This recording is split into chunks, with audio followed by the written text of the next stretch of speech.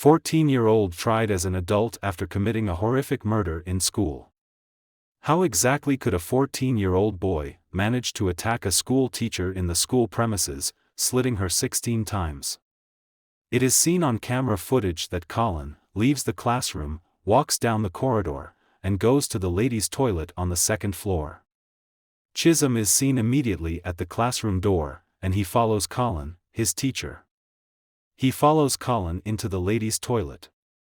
While doing that, he puts on a white glove, pulls the hood of his sweater over his head and takes out a box cutter from his pocket as he enters the toilet. A few minutes later, a female student goes into the toilet and she is seen leaving the toilet immediately, without saying a word.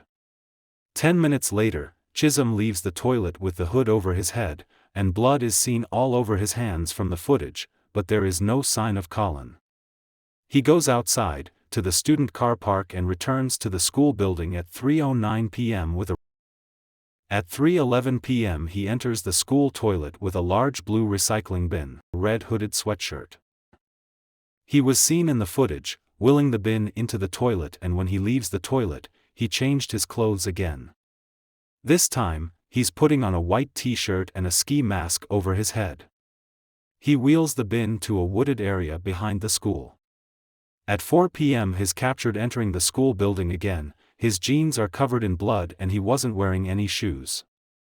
At 4:04 p.m. he enters the toilet, now with a different cloth, and changes to a black shirt.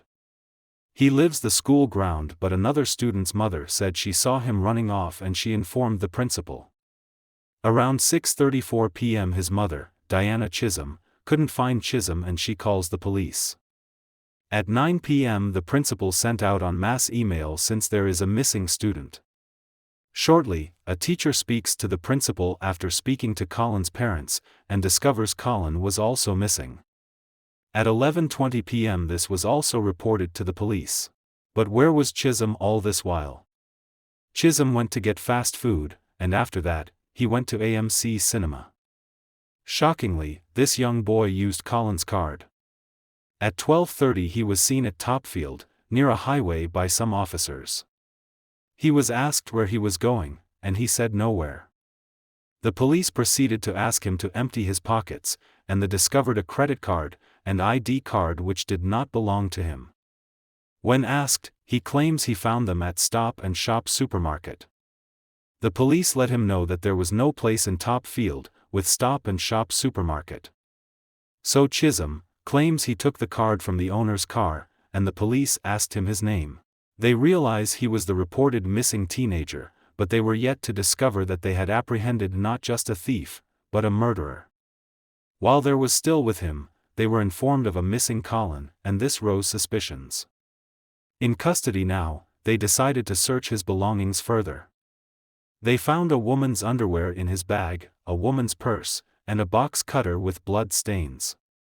When questioned, he said they belonged to the girl he buried in the woods. He also said to the police, after she insulted him, that was when he became the teacher. He went ahead to tell them where he had buried her, how he punched her, slit her throat and raped her. He also said he wanted to embarrass her, so he took her underwear off. This was when the search team was informed, at 1 a.m. of the crime. They went to the crime scene, where they discovered blood stains on bushes, white gloves, and they discovered Colleen's body, in a shallow grave, with a large branch inserted into her private part. They entered the school, and looked at the camera footage. At this point, they figure out the entire crime was carried out single-handedly, by a 14-year-old. When the police checked the crime scene, it was already cleaned up by the cleaner. Allegedly, when the cleaners saw the blood in the toilet, they informed the school custodian, but due to their language barrier, they could not pass the message clearly. They said blue instead of blood, and the school custodian informed them to clean it up. And with a hose, a good amount of the blood was removed from the crime scene. If there wasn't any CCTV, this case was questionable, because Chism was just 14 years old. What was the reason behind this crime? Allegedly, Colleen had scolded this young boy in class, and he felt he needed to teach her a lesson. Chism is charged with murder, aggravated rape and armed robbery. However, He tries to get away from his crime by saying he is sick and had no idea of what he was doing. On November 2015, at Salem Supreme Superior Court, he was tried as an adult, despite being 14 years old. His defense claimed the young child didn't know what he was doing that day, because of his psychotic behavior diagnosed since 10 years old. They claim he had a psychotic episode during the crime, and also claim he is a quiet, well-behaved boy. Adding to this, they said he was just 1 month into this school and had no reason to commit such crime. Persecution, however, refused this. They insisted the murder was well planned.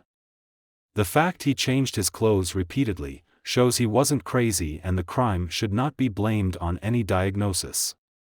His medical aide took the stand, confirming Chism suffers depression and often heard voices since 10 years old. And what was that diagnosis?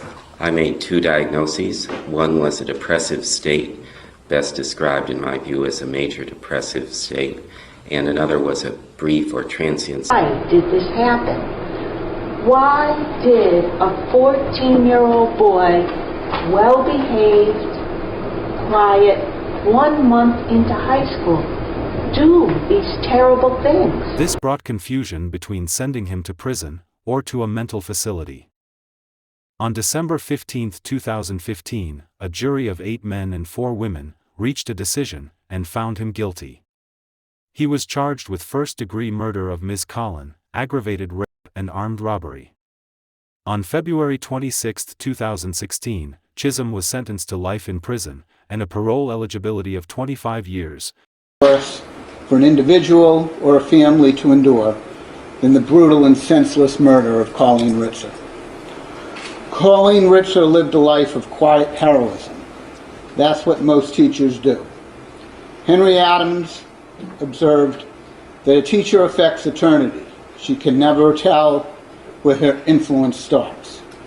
Colleen Ritzer's parents, more than most, have learned the reach of their daughter's influence, but at a cost no parent should have to endure. I will punish the defendant for the murder of Colleen Ritzer, and I will punish him for the rape, as well as the armed robbery of the underpants she put on the morning of her death. But I may not utilize the horrific rape and robbery of Colleen Ritzer to punish the defendant for this unspeakable murder more than the law allows. The court will impose the mandatory life sentence for the murder of Colleen Ritzer and set a parole eligibility date of 25 years, the highest level our law allows. This court will impose a concurrent sentence of 40 years to 40 years and 1 day for the rape of Colleen Ritzer, and a concurrent sentence and impose a sentence of 40 years to 40 years and 1 day for the rape of Colleen, and the same for the armed robbery.